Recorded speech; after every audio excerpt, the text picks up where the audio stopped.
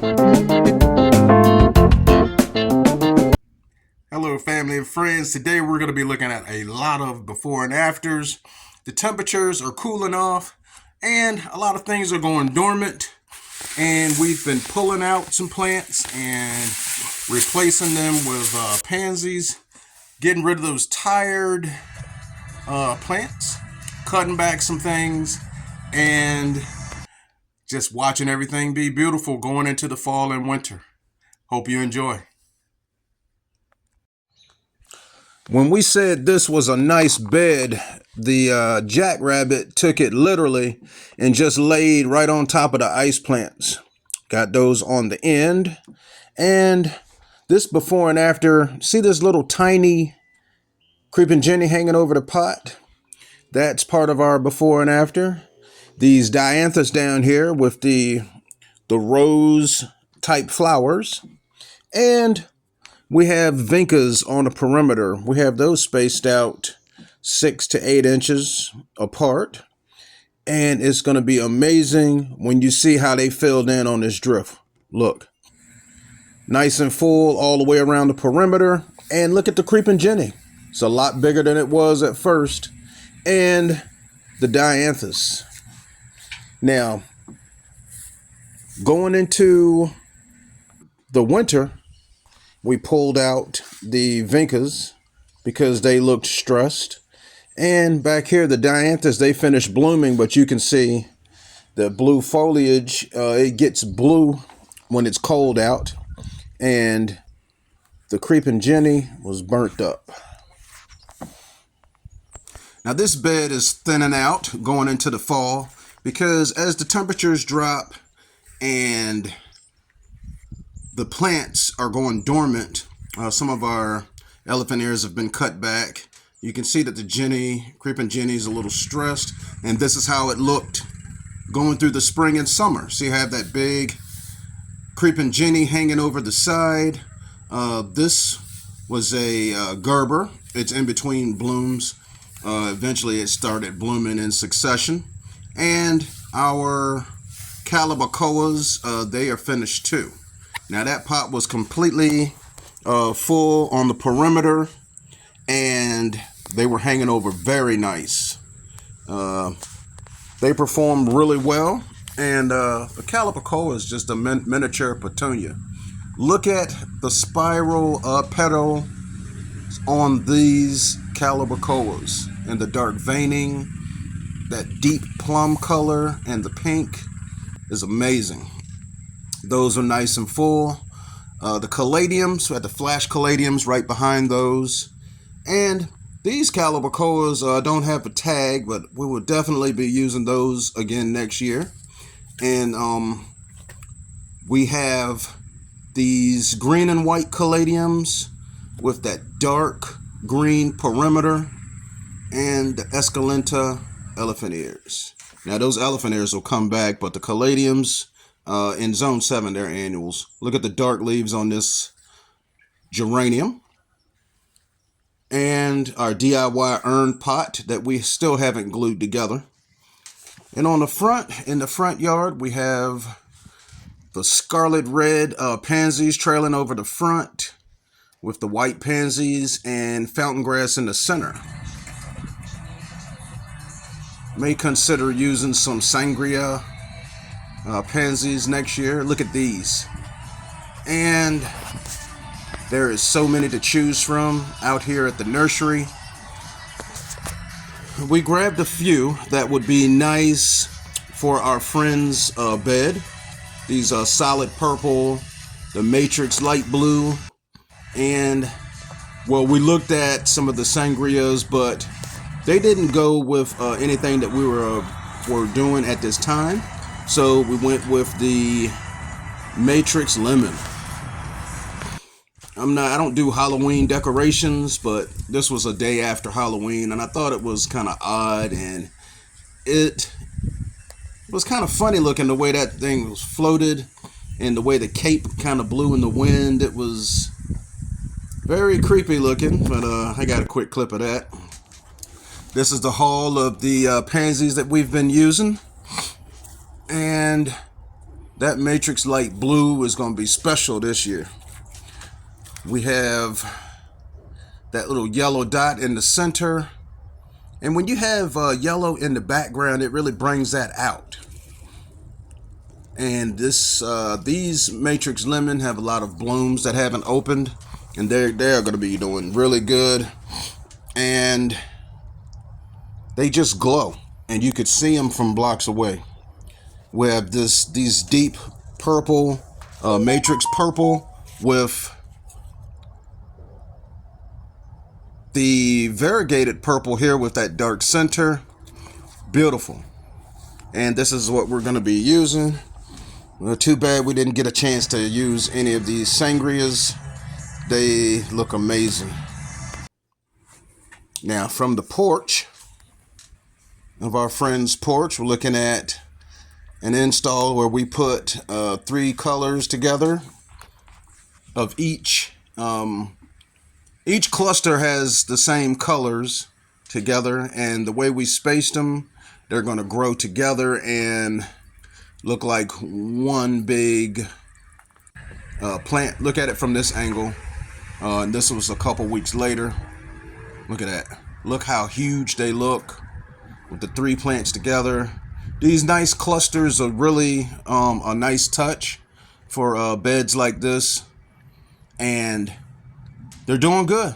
Doing good. A little liquid fertilizer, Miracle Grow. And when we install them, we use the shake and feed, which really gives them a boost of all the nutrients that they need. And I like what I'm saying. Janice picked out the colors, and a very nice mixture of colors without it looking too busy. Now on this one, which is a couple houses away from the last one we just looked at, this is where we have the soil out in the yard. The liripe hadn't been cut back yet. And these are geraniums and vincas. They did really well, and the vincas started to grow out into the yard, so we pulled all of those, pulled all of the vincas and geraniums. It was hard to do, but we know that the cold season is coming around and they will be finished. Their season is done. And on this end on the left, that was white petunias. And here's the after. So with these dianthus, you see the spiky foliage. We put in some scarlet red pansies to give that foliage a little color. You see the grass has grown in. And we replaced the geraniums and vincas with pansies. The red and white pansies, the full grass, the bushes in the background, and these are going to fill out. We're going to be doing updates to show you how it's going to fill out. And this is beautiful. Beautiful. We have the pansies here. And up on the porch, these 2 pots with red and white pansies.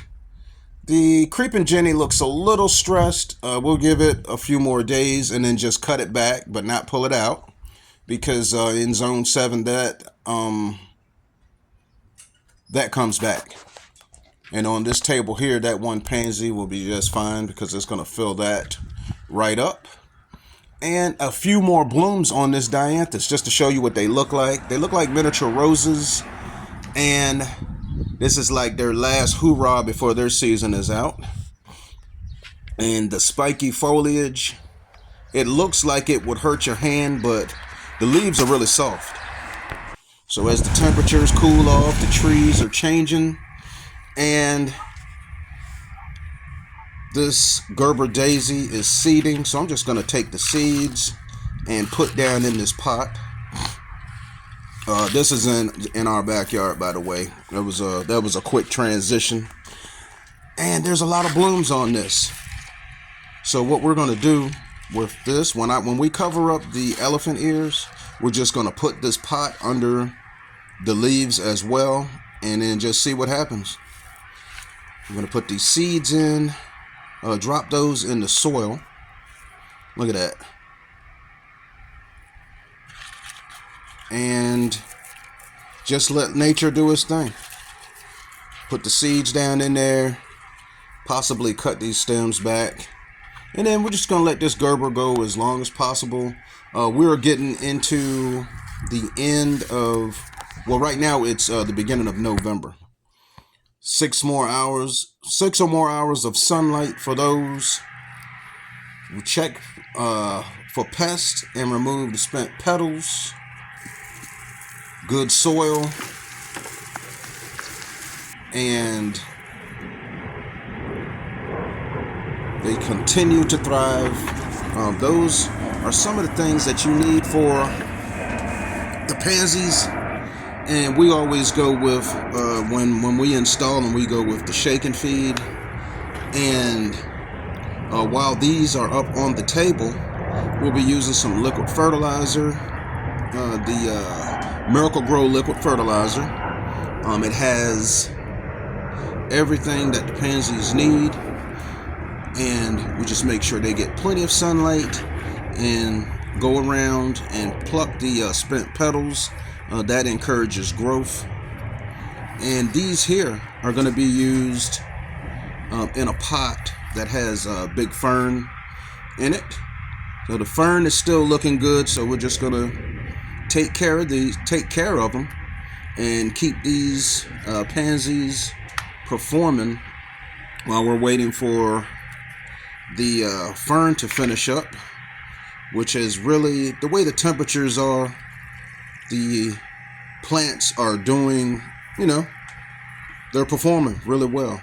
This is the liquid fertilizer that we use. It has a scoop in it, and we put 1 scoop per gallon. I had a gallon jug of guava juice that we finished, and it was just right for mixing the liquid fertilizer. So each one of these will get a nice dose of liquid fertilizer, and it's okay to pour it on the leaves because it won't burn the leaves.